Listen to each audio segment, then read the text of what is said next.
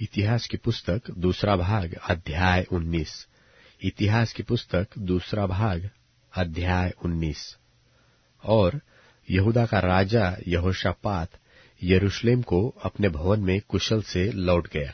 तब हनानी नाम दर्शी का पुत्र येहू यहोशापात राजा से भेंट करने को निकला और उससे कहने लगा, क्या दुष्टों की सहायता करनी और यहोवा के बैरियों से प्रेम रखना चाहिए? इस काम के कारण यहोवा की ओर से तुझ पर क्रोध भड़का है, तो भी तुझ में कुछ अच्छी बातें पाई जाती है।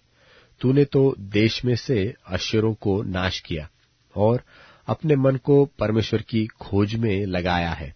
यहोशापात यरूशलेम में रहता था और उसने बेर्शेबा से लेकर एप्रेम के पहाड़ी देश तक अपनी प्रजा में फिर दौरा करके उनको उनके पितरों के परमेश्वर यहोवा की ओर फेर दिया।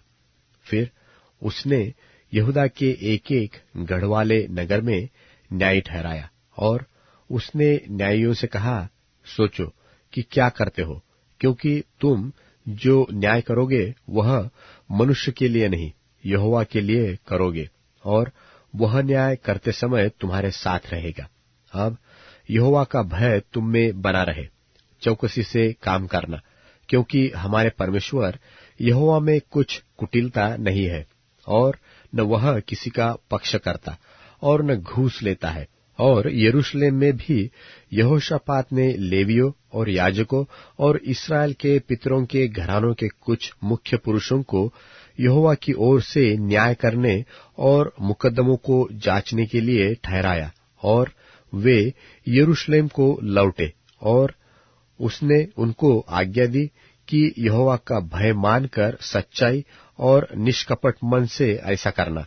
तुम्हारे भाई जो अपने अपने नगर में रहते हैं, उनमें से जिसका कोई मुकद्दमा तुम्हारे सामने आए, चाहे वह खून का हो चाहे व्यवस्था का, अथवा किसी आज्ञा या विधि व नियम के विषय हो, उनको चिता देना कि यहोवा के विषय दोषी न हो। ऐसा न हो कि तुम पर और तुम्हारे भाइयों पर उसका क्रोध भड़के। ऐसा करो तो तुम दोषी न ठहरोगे।